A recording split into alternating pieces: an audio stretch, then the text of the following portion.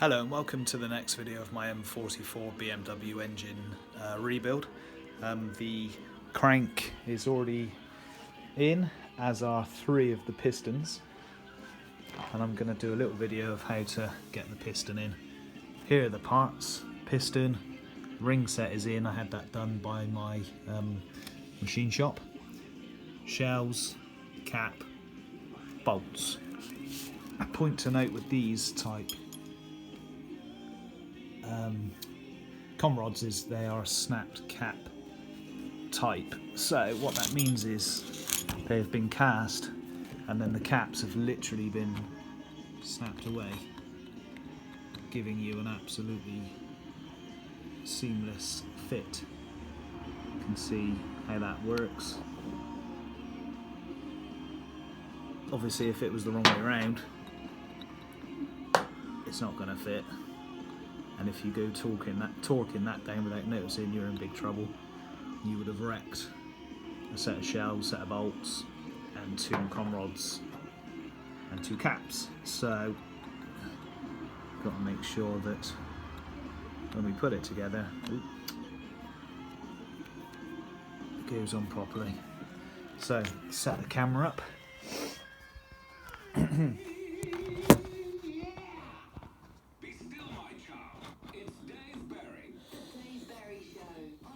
Just show you how it's looking.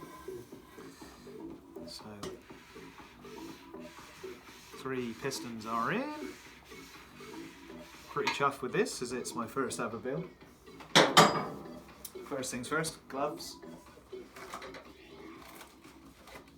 Hell of a tune come on the radio, which is always good for car stuff, building, whatever.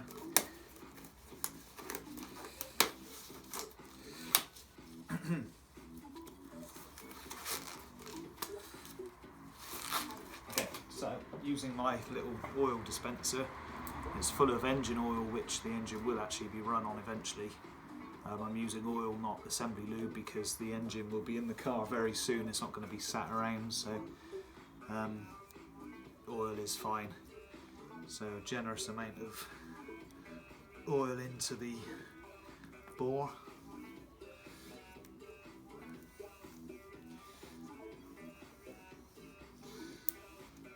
And just let that get going.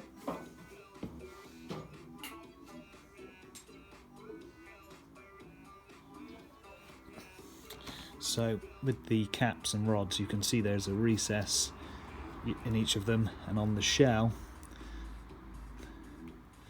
there's a little, can't get it focused, a little locator tab, there we go, which has to sit into that recess. So 1 in.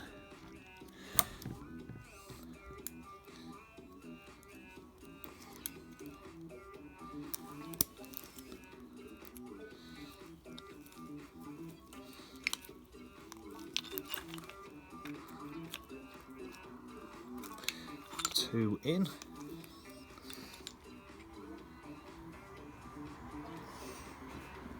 And then oil on there. Just smear that in. Nice. Kind of learnt the amount you need to put on. You don't want it dripping off, but you want to get enough on there so there's a nice amount, because when you torque it down it's all going to spread out and be consistent, but also not loads, because you don't want it everywhere and all over the workshop. Try and keep tidy. So that's ready. Just going to change my gloves now because they're covered in oil and I don't want to slip and drop the piston when I'm trying to set it into the block. Actually, change that. Just put new gloves on. Less oil, but still want to keep it clean.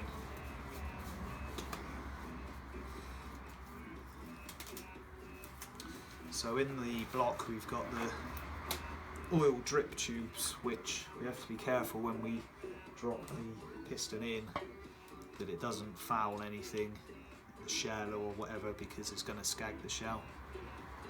And Also must notice that the pistons, have arrows which need to point towards the front of the engine. So carefully dropping the piston in, making sure we don't foul the bore wall.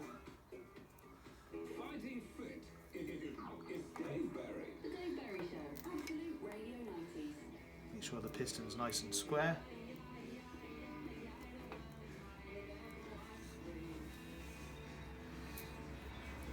It's alright, amateur mistake.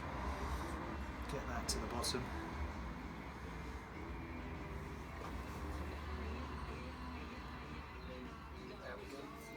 I just want to make sure that when it is pushed down it doesn't foul the crank journal, so I've just rotated the crank very slightly so it comes down and drops onto it rather than coming down and smacking the crank journal. So, nice eBay purchase, £4. Cheaper than I thought it was going to be. Piston ring compressor.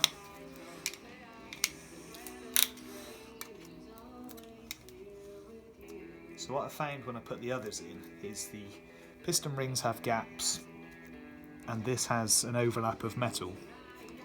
I found it's best to have that overlap of metal there directly opposite the gap on the ring because it makes it clamp up better. The first one I did, the ring gap was pretty much lined up with this and a little bit of the ring was sticking out, so it was catching the bore I think when I was trying to push the piston in, so took it all out, started again, didn't force anything and just worked out that the rings close up nicer if that is opposite the ring gap because you've got a nice round surface here, whereas there it's a bit hickledy-pickledy so the ring doesn't close up properly. So carefully on with the compressor.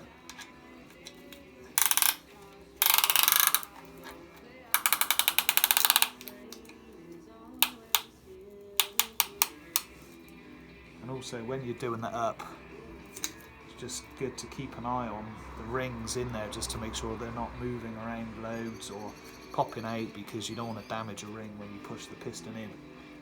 So that's now done up as much as we need it to be. I'm going to try and push the piston in first. A couple have pushed in and a couple have had to be tapped. That one is not moving. So gently, and I mean gently, just feel it, and if it's not working then take it out and start again. But that is going in lovely. So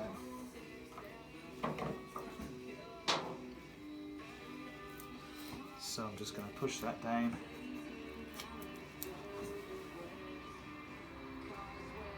I'm just holding the bottom of the rod to make sure that it drops onto the crank nicely. And there we are, that's home.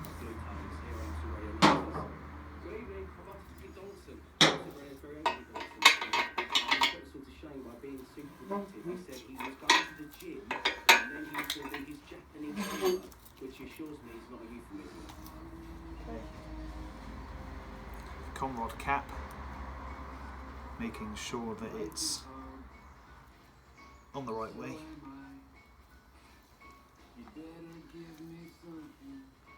Nice.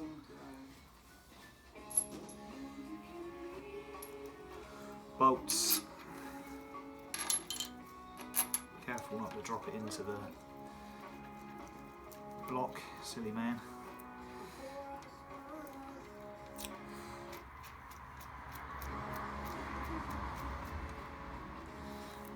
Okay. Now, referring to my handy spec sheet again, courtesy of Dan at Hampton Wick Garage. Cheers buddy, you're a legend.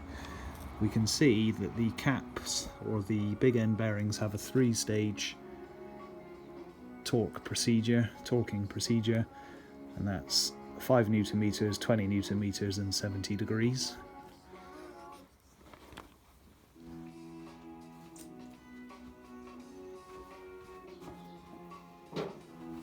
So, torque wrench.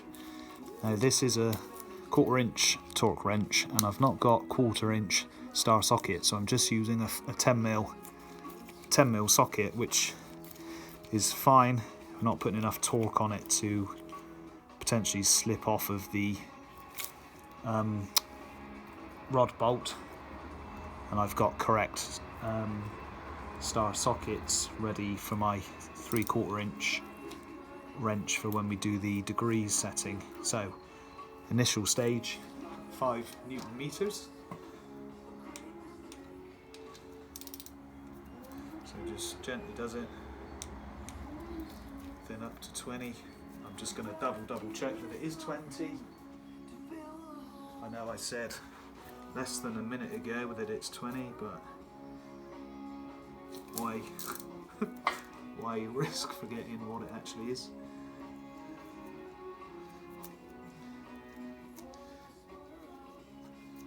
So 20 Newton meters.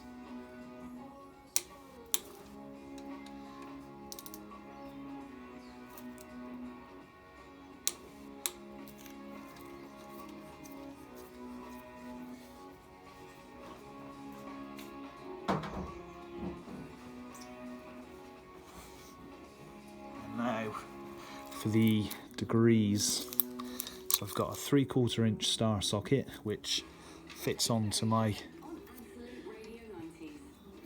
bolt perfectly, my degree gauge, and I'm just using a wrench, not a torque wrench. You don't need a torque wrench because we're doing degrees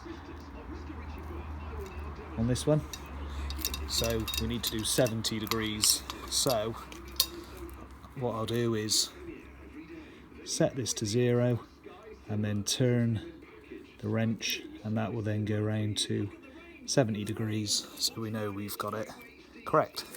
Here we go.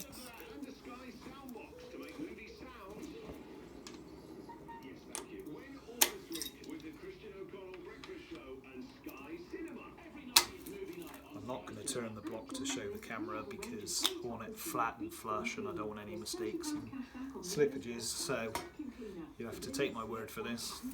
So holding the gauge still and gently turning the wrench, 60, 70, turn the gauge back to 0,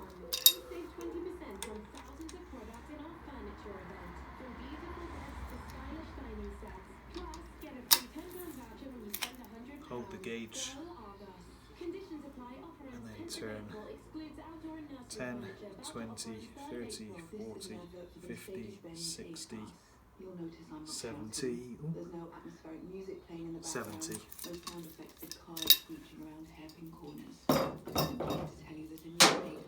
What I've done after every single bolt that's gone in, every step of the way, whether it was the crankshaft cap journal bolts, crank cap bolts, or the conrod bolts, after every single one, after every single torquing procedure, spin it to make sure that nothing's catching or dragging, and that's the 4th one in, and everything is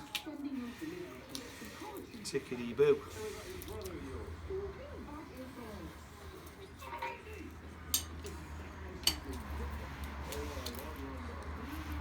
So that completes the video for installing the pistons. So that is the short block, well on its way to being a complete engine. Thanks for watching.